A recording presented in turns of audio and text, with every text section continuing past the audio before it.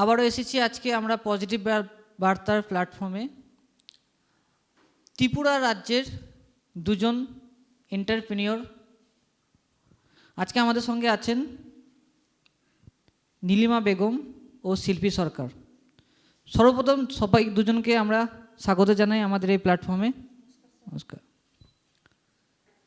আপনারা জানেন যে আমরা এই পজিটিভ বার্তা প্ল্যাটফর্মের মারফত আপনাদের বিভিন্ন পজিটিভ থিঙ্কিং, পজিটিভ চিন্তাধারা আপনাদেরকে দিয়ে থাকি।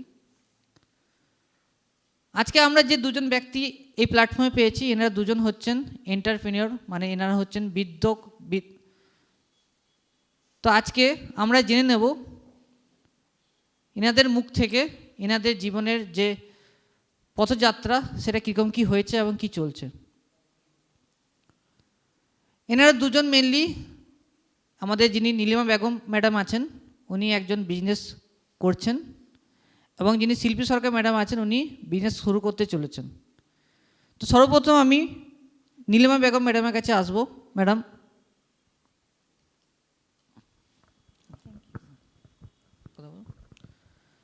তো ম্যাডাম আপনার পুরো নামটা যদি একবার দর্শকদের বলেন। গুড ইভিনিং এভরিওয়ান, নমস্কার সবাইকে। এখানে আমাকে আমার উপস্থাপক স্যার আমাকে কিছু বলার সুযোগ করে দেওয়ার জন্য স্যারকে আমি অসংখ্য ধন্যবাদ জানাই। এছাড়া উপস্থিত এখানে দর্শক মণ্ডলীকে আমি আমার পক্ষ থেকে সাদর সম্ভাষণ ও প্রাণ ঢালা অভিনন্দন জানাচ্ছি। তো আজকে আমার নাম নীলিমা বেগম। তো ম্যাডাম আপনি কিসের বিজনেস করছেন এখন বর্তমানে? আমি বর্তমানে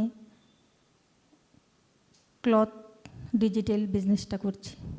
ক্লথ বলতে কীরকম, কী ধরনের, মানে বেডশিট থেকে শুরু করে জামা কাপড়, না শুধু জামা কাপড়? কোন কোন ফিল্ডে আপনি কাজটা করছেন? বেডশিট, পিলো কভার, টাওয়াল থেকে শুরু করে মহিলাদের যাবতীয়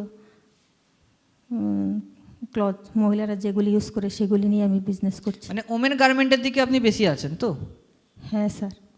তো আপনি যে বিজনেসটা করছেন, এটা কি আপনার কোনো দোকান বা কোনো আউটলেট কিছু আছে, না আপনি বাড়ি থেকে এটা করছেন? আমি বাড়ি থেকে, আমার বাড়ির একটা রুমে আমি বিজনেসটা শুরু করেছি। তো কতদিন ধরে করছেন এটা আপনি? আমি প্রায় 3.5 বছর হয়ে গেছে স্যার। তো এই যে 3.5 বছরে আপনার যাত্রা, তো আপনি কি ঠিক এই ফিল্ডটা কেন আপনি বেছে নিলেন হঠাৎ করে? আমি আমার সংসারের পাশাপাশি আমি ঘরে বসে বিজনেসটা করতে পারছি, পাশাপাশি আমি টেলারের কাজটাও করতে পারছি। তো সেই দিকটা চিন্তা করে আমি এটা করছি। তাছাড়া আমি একটা এসএইচজি গ্রুপের সাথে যুক্ত, মহিলারা আমার কাছে আসবে এবং আমার বিজনেসটা ভালো হবে, সেই দিকটা চিন্তা করে আমি মহিলা হিসাবে এই বিজনেসটা বেছে নিয়েছি। তো এই বিজনেসটা শুরু করার পিছনে নির্দিষ্ট কোনো কি কারণ ছিল আপনার, না জাস্ট? অবশ্যই স্যার, কারণ আছে। হ্যাঁ, কারণটা কি একটু বলবেন? আমার স্বামীর একটা গভর্নমেন্ট সার্ভিস ছিল, সেটা একটা সমস্যার কারণে চলে গিয়েছে। তারপর থেকে আমি এই ডিসিশনটি নেই, কেননা আমার একটা ছেলে সন্তান আছে। সে যখন ক্লাস 12-এ পড়ে,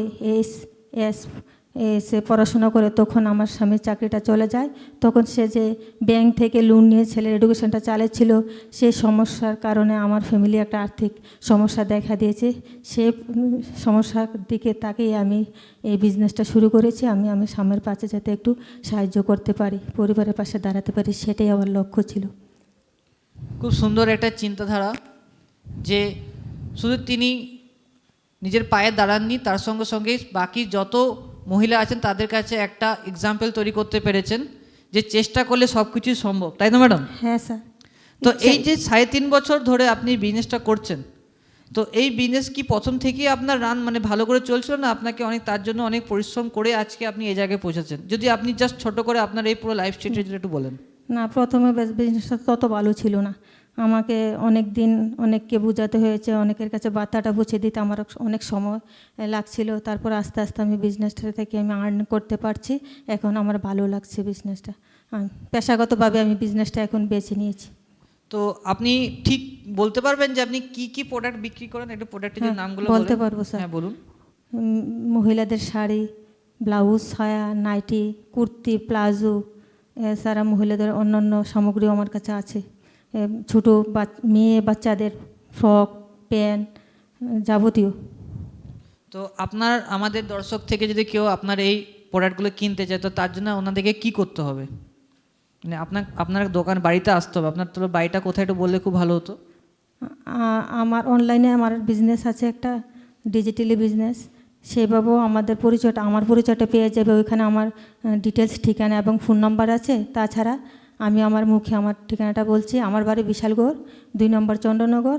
আমার ফোন নাম্বার হচ্ছে, মোবাইল নাম্বার 9612135283। আপনারা অনুগ্রহ করে আমার কাছ থেকে কিছু পূজা এসে গেছে প্রায়, আমার কাছ থেকে কিছু প্রোডাক্ট কেনার জন্য আপনাদের সবার কাছে আমার আবেদন রইল। আশা করি আপনাদের ভালো লাগবে আমার প্রোডাক্টগুলি দেখে। আমি যথাসাধ্য সম্ভব আপনাদেরকে ভালো রেটে বা বাজার দর চেয়ে একটু কম দেওয়ার বা হেল্প করার চেষ্টা করব, এটি আমি আশা রাখছি। তো ম্যাডাম, বাজারতে অনেক আরও গার্মেন্টসের দোকান আছে, আরও অনেক সবাই কাপড় বিক্রি করছে। তো আমার দর্শক মণ্ডলী যারা আছেন তারা আপনার কাছেই কেন নেবেন, কিছু বলতে পারবেন কেন আপনার কাছে নেওয়ার কারণটা কি হবে? আমার কাছে আসবে যখন আমি একটি কাপড়ের পার্সেন্টেজ হিসাবে একটু ছাড় দেব বা বাজার দর হিসাবে একটু ছাড় দিতে পারবো, তখন আমার কাছে আসবে। বিশেষ করে আমার রিলেটিভরা বা আমার ফ্রেন্ড সার্কেলরা অনলাইনে আমার কাছ থেকে কিছু প্রোডাক্ট নেয়। ওরা আমার প্রোডাক্টের প্রশংসা করে।